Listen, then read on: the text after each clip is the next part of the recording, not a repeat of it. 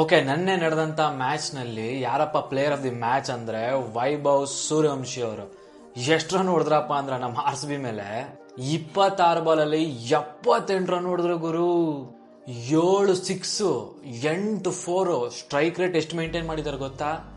300 strike rate ಅಲ್ಲಿ ಹೊಡೆದಿರೋದು ಗುರು ನಮ್ಮ RCB ಮೇಲೆ. ಹುಚ್ಚನಾಗಿ ಹೊಡೆದಾಕ್ಬಿಟ್ರು ನಮ್ಮ RCB ಬೌಲರ್ಸ್ ಅಂತರು ವೈಭವ್ ಸೂರ್ಯವಂಶಿ ಅವರು. ಹೌದು, ನಾನು RCB ಫ್ಯಾನ್ ಆದ್ರೂ ಕೂಡ ನನ್ನೇ ಒಂದು ಕ್ರಿಕೆಟ್ ನೋಡಿದ್ರೆ ವೈಭವ್ ಸೂರ್ಯವಂಶಿ ಇವ್ರು ಆಡ್ದಂತಹ ರೀತಿ ನೋಡಿದ್ರೆ ಮುಂದೆ ನಮ್ಮ ಇಂಡಿಯಾ ಟೀಮ್ ಅಲ್ಲಿ ಒಂದು ದೊಡ್ಡ ಬೆಸ್ಟ್ ಬ್ಯಾಟ್ಸ್ಮನ್ ಆಗೋದ್ರಲ್ಲಿ ಯಾವುದೇ ಒಂದು ಡೌಟ್ ಇಲ್ಲ ಗುರು. ಆ ತರ ಒಂದು ಇನ್ನಿಂಗ್ಸ್ ಆಡಿದ್ರು, ಆ ತರ ಒಂದು ಇನ್ನಿಂಗ್ಸ್ ಆಡ್ಕೊಂಡ್ ಬರ್ತಾ ಇದಾರೆ ಕೂಡ. ಯಾವ ತರ ನೆನ್ನೆ ಪವರ್ ಪ್ಲೇ ಅಲ್ಲಿ ಹೊಡೆದ್ರು ಅಂದ್ರೆ ಹುಚ್ಚನಾಗಿ ಹೊಡೆದಾಕ್ಬಿಟ್ರು.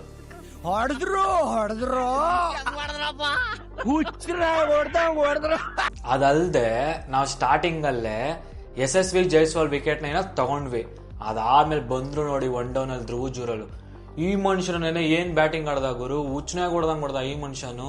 43 ಬಾಲ್ ಅಲ್ಲಿ 81 ರನ್ ಹೊಡೆದಿರೋದು. 43 ಬಾಲ್ ಅಲ್ಲಿ 81 ರನ್, 8 4 ಹೊಡೆದಿದ್ದಾರೆ, 3 6 ಹೊಡೆದಿದ್ದಾರೆ. ಇವ್ರದ್ದು ಸ್ಟ್ರೈಕ್ ರೇಟ್ ನೋಡಕ್ ಹೋದ್ರೆ 188 ಪ್ಲಸ್ ಸ್ಟ್ರೈಕ್ ರೇಟ್ ನ ಇವರು ಮೇಂಟೈನ್ ಮಾಡಿದಾರೆ ಗುರು. ನೆನ್ನೆ ಇಬ್ರೇ ಗುರು, ವೈಭವ್ ಸೂರ್ಯವಂಶಿ ಹಾಗೂ ಧ್ರುವ ಜುರಲ್ ಇಬ್ರೇ ನಮ್ಮ ಟೀಮ್ ನ ಸೋಲ್ಸ್ಬಿಟ್ರು ಅಂತಾನೆ ಹೇಳ್ಬೋದು. ನೆನ್ನೆ ನಮ್ಮ RCB ಟೀಮ್ ಸೋಲಕ್ಕೆ ಕಾರಣ ಆದ್ರೂ ಏನು?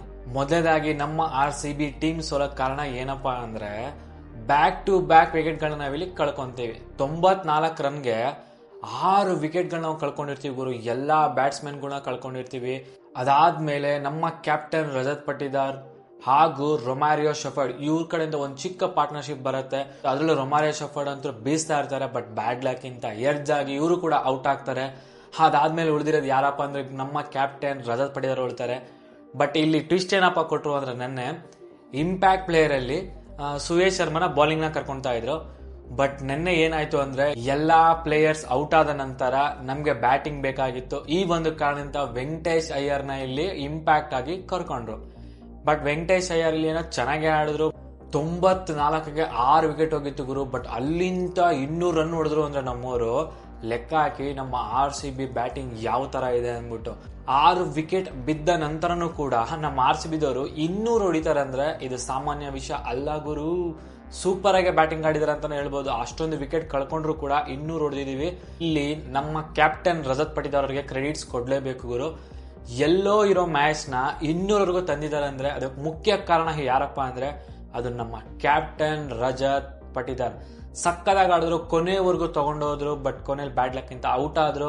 ಬಟ್ ಸ್ಕೋರ್ ನೋಡೋದಾದ್ರೆ 200ನ ಗಡಿ ದಾಟಿಸಿದ್ದಾರೆ ಅಂದ್ರೆ ಅದಕ್ಕೆ ಮುಖ್ಯ ಕಾರಣ ಯಾರಪ್ಪ ಅಂದ್ರೆ ಅದು ನಮ್ಮ ಕ್ಯಾಪ್ಟನ್ ರಜತ್ ಪಟಿದಾರ್ ಗುರು.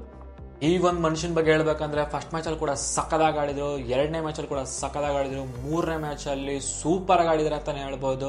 ಹೌದು, ನಮ್ಮ ಟೀಮ್ ನೆನ್ನೆ ಬ್ಯಾಟಿಂಗ್ ಅಲ್ಲಿ ಫುಲ್ ಕೊಲ್ಯಾಪ್ಸ್ ಆಗಿತ್ತು. ಅದಾದ್ಮೇಲೆ ನಮ್ಮ ಕ್ಯಾಪ್ಟನ್ ರಜತ್ ಪಟಿದಾರ್ ಅವರೇ ಕೊನೆವರೆಗೂ ತಗೊಂಡೋಗಿ ಸ್ಕೋರ್ ನ 200 ತುಂಬಾ ತುಂಬಾ ಹೆಲ್ಪ್ ಮಾಡಿದಂತಾನೆ ಇಲ್ಲಿ ಹೇಳ್ಬಹುದು. ಇದು ಒಂದು ಒಳ್ಳೆ ಸಿಹಿ ಸುದ್ದಿ ಅಂತಾನೆ ಹೇಳ್ಬೋದು. ಹೌದು, ಬ್ಯಾಕ್ ಟು ಪ್ಲೇಯಿಂಗ್ 11 ಅಲ್ಲಿ ನಮ್ಮ ಜಾಸ್ ಅಜಲ್ವುಡ್ ಬಂದ್ರು ಕೂಡ. ಬಟ್ ಬ್ಯಾಡ್ ಲಕ್ ಏನಪ್ಪಾ ಅಂದ್ರೆ ನಮ್ಮ ಬೌಲಿಂಗ್ ಅಲ್ಲಿ ಇಲ್ಲಿ ವೈಭವ್ ಸೂರ್ಯವಂಶಿ ಅವರು ಹೋದ್ ಮ್ಯಾಚ್ ಅಲ್ಲಿ ಮುಂಬೈ ಇಂಡಿಯನ್ಸ್ ವಿರುದ್ಧ ಆಡ್ಬೇಕಾದ್ರೆ best bowler in the world ಅಂತಾನೆ ಹೇಳ್ಬೋದು, ಬುಮ್ರಾ ಅವ್ರಿಗೇನೆ ಹೊಡೆದ್ರು. ಬಟ್ ಇಲ್ಲೂ ಕೂಡ ನಮ್ಮ ಭುವಿ ಅವರಿಗೆ ಹಾಗೂ ಜಾಸ್ ಅಜಲ್ವುಡ್ ಅವರಿಗೆ ಹುಚ್ಚನಾಗಿ ಹೊಡೆದಾಕ್ತಾರೆ ಅಂತಾನೆ ಹೇಳ್ಬೋದು. ಆ ತರ ಒಂದು ಬೆಂಕಿ ಬ್ಯಾಟಿಂಗ್ ಪ್ರದರ್ಶನ ಬಂದಿದ್ ಗುರು ನನಗೆ ವೈಭವ್ ಸೂರ್ಯವಂಶಿ ಅವರಿಂದ. ಹಾಗೂ ಇವ್ರ ಜೊತೆ ಧ್ರುವ ಜುರಲ್ ಕೂಡ ಕೈ ಜೋಡಿಸಿ ಸಕ್ಕದಾಗಿ ಬ್ಯಾಟಿಂಗ್ ಆಡಿದ್ರು. ಇಬ್ರು ಒಂದು ಒಳ್ಳೆ ಪಾರ್ಟ್ನರ್ಶಿಪ್ ನ ರನ್ ಕಲೆ ಹಾಕಿದ್ರು. ಹಾಗೂ ಟೀಮ್ ವಿನ್ ಆಗಕ್ಕೆ ಮುಖ್ಯ ಕಾರಣ ಇವರಿಬ್ರು ಆಗಿದ್ರು. ಬಟ್ ನಮ್ಮ ಬ್ಯಾಟಿಂಗ್ ಕೊಲಾಪ್ಸ್ ಆಗಿರೋ ಕಾರಣದಿಂದ ನಮ್ಮ ಟೀಮ್ ಅಲ್ಲಿ ವೆಂಕಟೇಶ್ ಅಯ್ಯರ್ನ ಕರ್ಕೊಂಡ್ರು ಇಂಪ್ಯಾಕ್ಟ್ ಆಗಿ. ಬಟ್ ನೆನ್ನೆ ಬೌಲಿಂಗ್ ಅಲ್ಲಿ ಸುಯೇಶ್ ಶರ್ಮಾ ಅವರು ಇಲ್ದೇ ಇರೋ ಕಾರಣಕ್ಕಾಗಿ ನಿಮ್ಗೆ ಬೌಲಿಂಗ್ ಅಲ್ಲಿ ಎಲ್ಲೋ ಒಂದ್ ಸ್ವಲ್ಪ ಹೊಡೆತ ಬಿತ್ತಂತಾನೆ ಹೇಳ್ಬೋದು. ಹಾಗೂ ಮುಖ್ಯವಾಗಿ ಹೇಳ್ಬೇಕಂದ್ರೆ ಗುರು, ಈ ಒಂದು ಚಿಕ್ಕ ಹುಡುಗ ಈ ತರ ಆಡ್ತಾನೆ ಅಂದ್ರೆ ಅದು experience best bowlers in the world ಅಂತಾನೆ ಹೇಳ್ಬೋದು. ಎಕ್ಸ್ಪೀರಿಯನ್ಸ್ ಇರೋ ನಮ್ಮ ಭುವಿಗೆ, ಸ್ವಿಂಗ್ ಕಿಂಗ್ಗೆ ಹಾಗೂ ಜಾಸ್ ಅಜಲ್ವುಡ್ ಆಸ್ಟ್ರೇಲಿಯನ್ ಪ್ಲೇಯರ್ ಇವರು ಕೂಡ ಸೂಪರ್ ಆಗಿ ಆಡ್ತಾರೆ, ಬೆಸ್ಟ್ ಬೌಲರ್ ಅಂತಾನೆ ಹೇಳ್ಬೋದು. ಇಂಥ ಬೆಸ್ಟ್ ಬೌಲರ್ ಗಳಿಗೆ ಈ ಹುಡುಗ ಬೌಂಡ್ರಿ ಹೊಡಿತಾನೆ ಅಂದ್ರೆ ಲೆಕ್ಕ ಹಾಕಿ ಇವರು ಯಾವ ತರ ಮುಂದೆ ಬೆಸ್ಟ್ ಬ್ಯಾಟ್ಸ್ಮನ್ ಆಗ್ತಾರೆ ಅನ್ಬಿಟ್ಟು. ಹಾಗೂ ನಮ್ಮ ಇಂಡಿಯಾ ಟೀಮ್ ಅಲ್ಲಿ ಇವಾಗಲೇ ಒಂದು ಫ್ಯೂಚರ್ ಸ್ಟಾರ್ ಸಿಕ್ಕಿದಾರೆ ಅಂತಾನೆ ಹೇಳ್ಬೋದು. ಪಾಯಿಂಟ್ಸ್ ಟೇಬಲ್ ಅಂತ ನೋಡೋದಾದ್ರೆ ಮೊದಲನೇ ಸ್ಥಾನದಲ್ಲಿ ಹೌದು ರಾಜಸ್ಥಾನ್ ರಾಯಲ್ಸ್ ಅವರೇ ಇದ್ದಾರೆ. 4-4 ಮ್ಯಾಚ್ ಗೆದ್ಬಿಟ್ಟು ಇವರು ಟಾಪ್ 1ನೇ ಸ್ಥಾನದಲ್ಲಿದ್ದಾರೆ. ಟಾಪ್ 2 ಅಲ್ಲಿ ಪಂಜಾಬ್ ಕಿಂಗ್ಸ್ ಅವರು ಇದ್ದಾರೆ. ಇವರು ಆಡಿರೋ 3 ಮ್ಯಾಚ್ ಅಲ್ಲಿ 2 ಮ್ಯಾಚ್ ನ ಗೆದ್ದಿದ್ದಾರೆ. 1 ಮ್ಯಾಚ್ ಅಲ್ಲಿ ಮಳೆ ಬಂದು ನಿಂತಿರೋ ಕಾರಣಕ್ಕೆ ಡ್ರಾ ಆಗಿದೆ. ಅವರು 2ನೇ ಸ್ಥಾನದಲ್ಲಿದ್ದಾರೆ. 3ನೇ ಸ್ಥಾನದಲ್ಲಿ ಯಾರಪ್ಪ ಇದಾರೆ ಅಂದ್ರೆ ಹೌದು ನಮ್ಮ RCB ಇದೆ. 3ರಲ್ಲಿ 2ನ ಗೆದ್ದಿದ್ರು. ನನ್ನೆ ಮ್ಯಾಚ್ ಒಂದು ಬ್ಯಾಡ್ ಲಕ್ ಇಂದ ಸೋತೋದ್ರು. ಮತ್ತೆ ನಮ್ಮ RCB ದವರು ಮುಂದೆ ಮ್ಯಾಚ್ ಗೆದ್ಬಿಟ್ಟು ಟಾಪ್ 1 ಸ್ಥಾನಕ್ಕೆ ಬಂದೇ ಬರ್ತಾರೆ. ಸೊ ನೋಡೋಣ ಮುಂದೆ ಮ್ಯಾಚ್ ಯಾವ ತರ ಆಡ್ತಾರೆ. ಹೌದು ನಾಳೆ ಮತ್ತೆ ಮುಂಬೈ ಇಂಡಿಯನ್ಸ್ ಮೇಲೆ ಮ್ಯಾಚ್ ಇರುತ್ತೆ.